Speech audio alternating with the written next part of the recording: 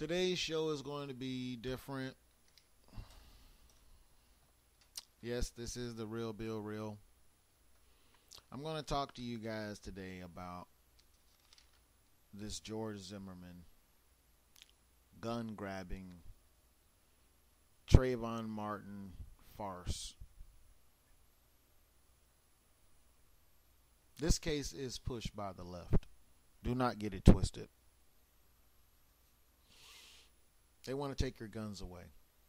And they want you to be so eager to change the stand your ground law that you just take your rights away from yourself and you think you're doing a good deed. You think you're doing the right thing because you're standing up for an unarmed teenager who didn't deserve to die. But it's a teenager that we can't seem to find out anything about because the parents went out and got them an attorney so that he could seal the records of Trayvon Martin so that you couldn't figure out who he was. You couldn't find out what kind of grades he was making at the time that he was killed. Can't find out really anything about him. They've kind of locked that off. They don't want you talking to people to really understand about him. And they wish that it would have never showed up on his Twitter that his cousin had said, "You didn't tell me that you swung on a bus driver," which I'm willing to bet is probably the reason why he received the suspension that he was on in the first place. If you are honest with yourself, have you ever thought to yourself what kind of parents are Tracy Martin and Sabrina Fulton? Do you think Sabrina Fulton was doing a good job of being his parent? If he was getting suspended for having weed at school, putting graffiti on walls, being caught with burglary tools, being caught with women's jewelry, do you think she was really doing that good of a job as a parent? Do you think Tracy Martin was doing that good of a job as a parent when he allowed his son to be walking around doing whatever and he was out to dinner while it's raining and he's on suspension? Do you really think he was that good of a dad? Or do you think that he was wanting to be his son's friend, wanting to just not rock the boat? I think that's really what's going on here, is these parents knew how their child was. They knew his tendencies. They knew his violent behavior. And here's another thing that a lot of people have never talked about that has been brought up, is the fact that he, on Twitter, was referring to lean, which is a combination of cough syrup, Skittles, and Arizona watermelon tea.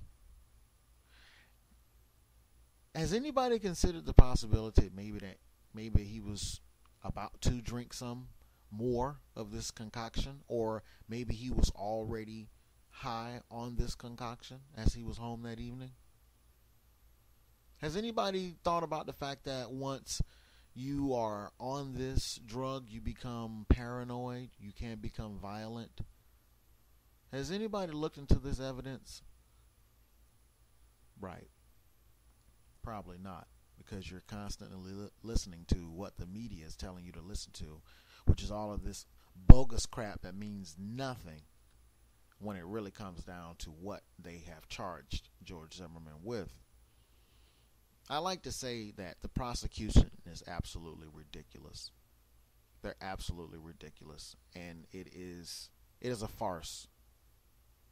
It is preposterous, the things that they are attempting to cling to as far as their basis for where they're going with all of this. In the third interview that happened on the 29th of February, George Zimmerman tells the investigator that one of the reasons why he's not able to remember the street or quite get it right is because they had recently gone under some changes in the street, and the street changed when you turn to the left or to the right. And more important than that, is the fact that he admitted to the investigator that he takes Adderall twice a day for his ADD or ADHD or whatever. So people that are saying that he's not able to remember the street and, meaning that, oh, well, he must be guilty. You're just being ridiculous. And I don't want to call names, but you're thinking from an 8th grader's point of view. Okay? You have to stop being so simple, people. You got to start using common sense.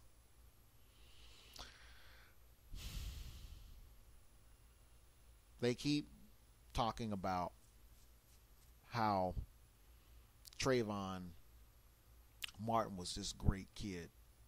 He had a future, he wanted to be a pilot, he was doing so great in school. I don't doubt that he could have turned his life around.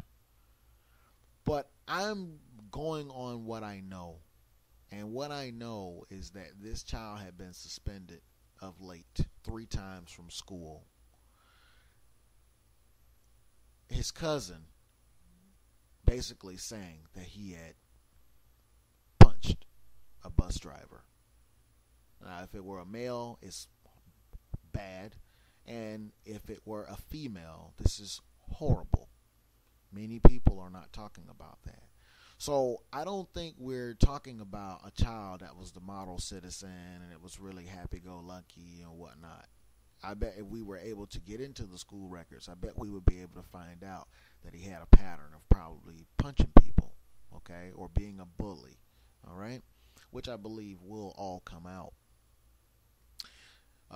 Because I do believe that the parents know that he was not a good kid, okay? He may have, at heart been, their son, and a good kid to them. But if you're ever honest with yourself, you know if a kid is a good kid. You know if he has a tendency to beat people up. You know if he's violent. And I believe that they both know that, okay? Ben Crump, do not believe anything that Ben Crump says. Ben Crump is a liar, and he has an agenda, obviously. He wants to get as much money as he can and support from his brotherhood to support his clients, and as a result of his clients being supported, he gets a chance to get his 33 and a third. So don't believe anything that Ben Crump is saying, okay? Ben Crump is in the same category as an Al Sharpton and a Jesse Jackson, okay? Just a race baiter. That's all he is. The problem that the left is having is that George Zimmerman has a perfect defense.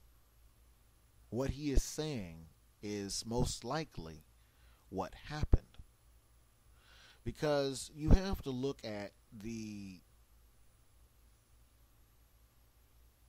layout and where he pulled in and what he's saying happened and where Trayvon Martin ran. The thing that I want everybody to understand is the fact that if for some reason Trayvon Martin felt threatened in that situation with someone following him and, oh, I don't know who he is, even if he's high on marijuana, even if he has drank some lean, if he's really afraid of George Zimmerman and really wants to get home to the basketball game that's going on, I'm sorry, but if the basketball game was on, I would not be interested in going out to the store or anywhere else unless I were going in a car, okay? But I'm just getting back to my point. If he was really afraid and was really intent on getting home, there was nothing stopping him from running home. It's raining. You're supposed to be running. But if somebody comes upon you and they see you looking aimlessly, they can tell that you're probably under the influence and you're probably high on marijuana, you're probably high on lean. They're supposed to take notice of you if they are in neighborhood watch. And they're supposed to call the police on you. That's what they're supposed to do. So Nobody can tell me that Trayvon Martin wanted to go home, because if he wanted to go home, he had enough time to go home. And I'm pretty sure at 17, a football player, he could have gotten home in plenty of time to watch the game, and he would be alive today. But I do not believe that that's what he wanted to do. I believe that once someone had taken notice to him and what he was up to, I believe what he set out to do was run away. Let me just run away because I think they're calling the cops on me. I think they've noticed that I'm scoping out the place. So George Zimmerman gets out of his car once he runs away. This is not somebody that I felt who wanted to confront the kid. Because if he wanted to confront the kid, he could have confronted the kid once the kid walked past his car while he was on the phone with 911, which is documented. And once the kid circled his car, he could have just simply rolled the window down and said, hey, with his gun in his hand, hey, I'm neighborhood watch. What are you doing around here? If he really was feeling himself, as you people who want to quickly convict George Zimmerman would believe in your mind. So I believe that as the kid ran away, he was on the phone with 911, the non-emergency number, and the non-emergency dispatcher asked him, are you following him? He says yes, because he's going in the direction that the kid was going in. He says he went all the way to the end looking for the kid. Maybe he did, maybe he didn't. I tend to believe that he was probably going down the first way, to the right immediately. I feel that once he was back there, it was so dark, he probably couldn't see anything. He probably didn't know where the kid was. And if the kid was up to no good, which I think he was, what is he going to do? Is he going to go home? Or if he's looking him, sizing him up, he's thinking, you know what? I'm going to beat the crap out of this guy. This guy's not going to run me off from my assignment tonight. Whatever it may have been. He may have just had a desire to say, hey, I'm just going to hang out and smoke a couple blunts here on the porch, and just chill out. He may have decided, hey, I'm just going to, sip me some lean or whatever. He could have done that. But no, he didn't do that. I believe that he confronted George Zimmerman. I believe that he did ask him, hey, you got a problem? I believe George Zimmerman was afraid of him. And what he says is, no, I don't have a problem. I believe that's exactly what he would have said. And I believe that Trayvon Martin did punch him and knock him to the ground. On the 911 calls, you have someone screaming. I don't believe it was Trayvon Martin screaming. Especially when you have a witness, John, who says that he saw Trayvon Martin on top of George Zimmerman punching him MMA style. And as he was punching him, his head was hitting the concrete, punching him in the face, in the nose, and the surrounding areas. So I'm saying that I believe that Trayvon Martin was beating George Zimmerman up. There are more than one person who called 911 on Trayvon Martin beating George Zimmerman up. That's what most people have to understand. More than one person had the police on the way calling them on the assault that was taking place. That's what you guys gotta understand. There was an assault happening. Had he not been shot, he was going to jail for assault and battery on George Zimmerman. This is not a martyr here, people.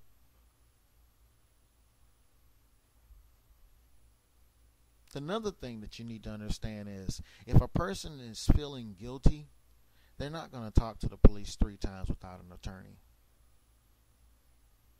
The night that the shooting happened, I'm pretty sure they interrogated him for quite a while. Hour, 2 hours, 3 hours or so. Next day, next 2 days, call him back, another interrogation. 3 days later, another interrogation. All of these are public record. Let's go on YouTube, check them out. It's not that I'm making this up. So during all of this time, they're constantly asking him the same question. They're asking the same thing. And during all of those times, the police chief, the prosecutor, the original prosecutor that just stepped away all of a sudden, they knew that there was not enough evidence to arrest him because it was a classic stand your ground self-defense case. The problem is the parents do not want to accept the fact that their child was violent. Somebody had called the police on him. Several people had called the police on him that night for attacking George Zimmerman. And George Zimmerman took out his gun and shot him in the fight. That's exactly what happened.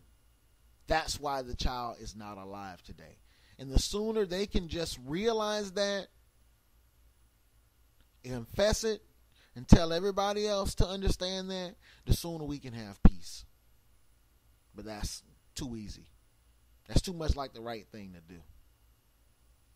So, we've had the governor get involved, overstepping his boundaries. We've had the president get involved, overstepping his boundaries. We've had them appoint Angela Corey. Oh my gosh. Angela Corey is absolutely ridiculous. She sent a 12-year-old to prison for life with no opportunity for parole.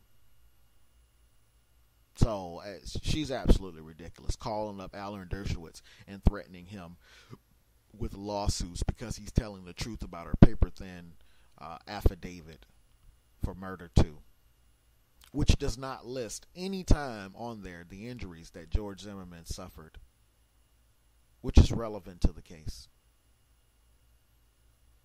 This whole entire case is a circus.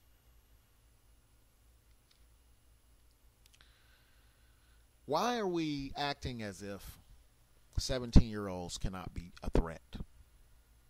Why are we acting as if we've never seen any of the World Star Hip Hop videos where 17-year-olds are knocking out grown men, where they're punching people in crowds, they're just bullying people, hitting people, knocking people out left and right? Why are we acting as if like that a 17-year-old who does not have a gun cannot do anything? Why are we acting so simple-minded? Why are we allowing the media to tell us these things as if, oh, well, you know, if he was unarmed, he couldn't do anything. He couldn't kick you to sleep. He couldn't punch you. He couldn't do absolutely anything to you because he had no arms. He had no gun. He had no knife. He couldn't do anything to you. Come on, this is hogwash. Wake up, people. Listen to the things that they're telling you to believe. They make absolutely no sense.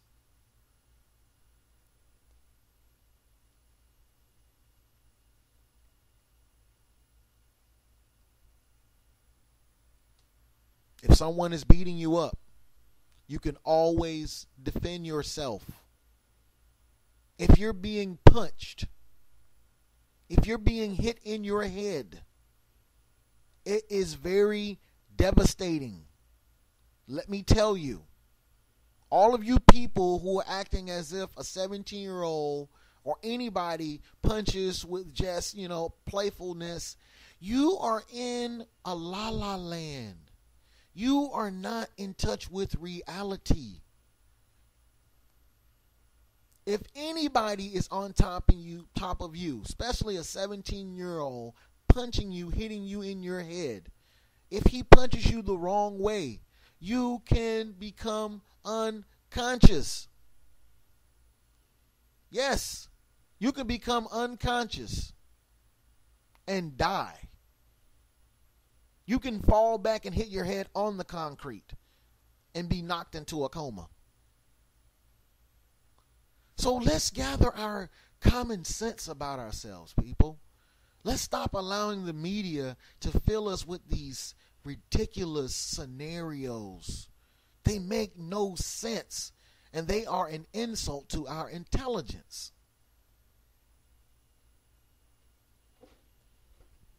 During the first bond hearing, they are asking Shelley Zimmerman about how much money do they have. In a way, it can be taken that she was being a bit misleading to say that they had very little, when she was aware of a website that had generated quite a bit of money. The defense that I have for that is the fact that Angela Corey is not introducing the truth. And the truth in the matter is the fact that the wife asked if it would be okay to get George's brother on the phone and tell the exact amount that was in the account. When you say that you have very little means, that means that the amount of money that you're bringing in is not that much. The amount of money that's available through a defense fund to pay for defenses is different. The courts know that. So your bond, your bail should not have anything to do with your assets. And the judge is acting as if it does. The bond has to be determined through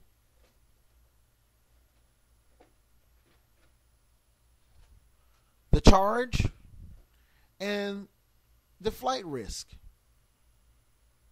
Now, another thing that I have a problem with is the fact that now that he's been given a $1 million bail, the judge says that he thinks he was a flight risk.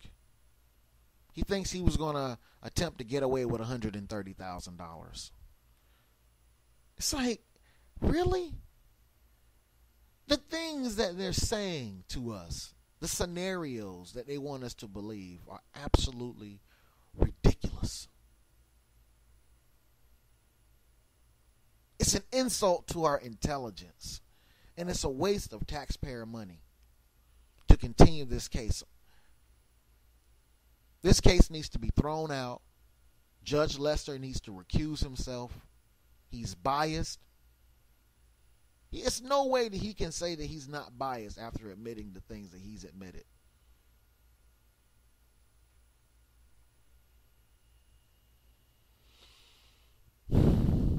This whole following nonsense is bull. I'm sick and tired of hearing this crap.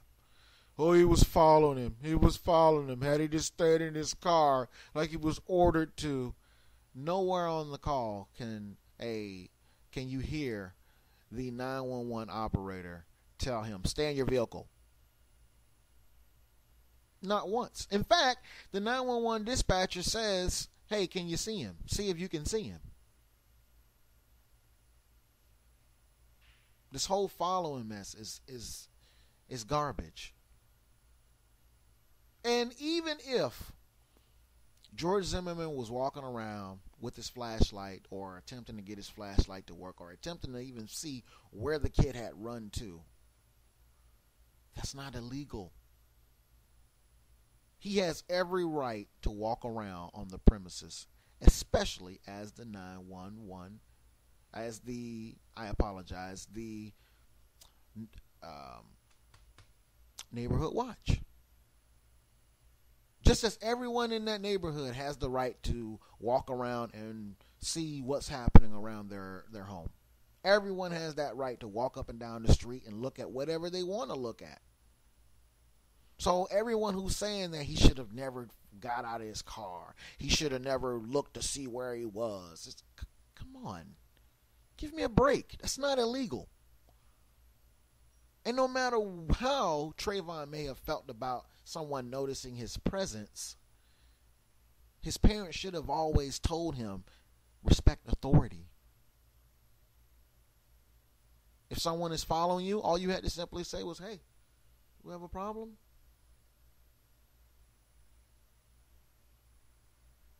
Simple as that. I live here, you know. That's all he had to simply say. Hey, my name is Trayvon. I live here. My dad's down here. But no, that's not what was going on. George Zimmerman caught him in the act of scoping out places. And I would even go as far to say that he probably had something to do with some of those burglaries there in that community. You never know. So I'm saying all of this to say that I don't believe Trayvon Martin was up to any good that night. I think he quite possibly could have been paranoid. I think he could have been looking to break into somebody's house, scope it out. I don't think he was running home. I don't think he was looking to get home because he had ample opportunity to do so. And his parents have stirred up enough hatred. All because they refused to accept the fact that their son was beating someone up when he was shot. They should have raised him better. And regardless of what anybody says, what any party says, or any group says, all of the evidence is on the side of George Zimmerman. All evidence.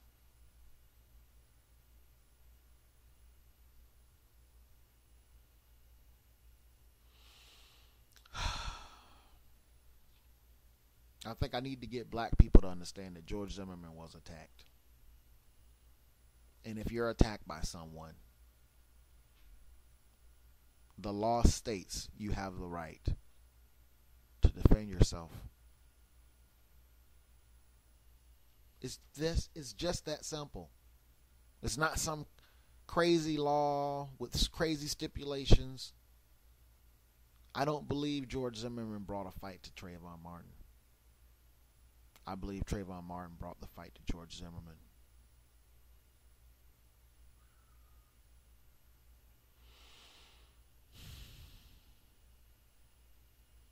I just need everybody to understand this case is about an attempt to take away our freedoms to bear arms. And the sooner we figure this out, the better. And I'm sick and tired of hearing all of you Trayvon Martin supporters spew your racial hatred. I think a lot of you guys are the real racists in all of this. I'm just sick and tired of seeing all of this ridiculousness.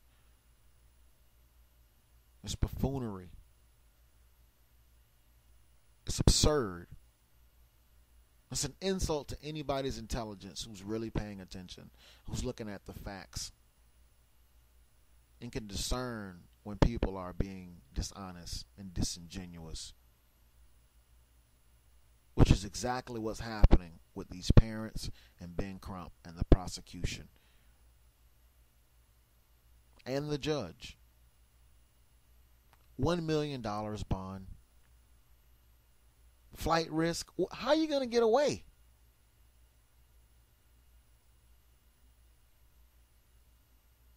It's absolutely ridiculous. This concludes my video. Leave your comments at the bottom. Let me know what you think. Have a great day.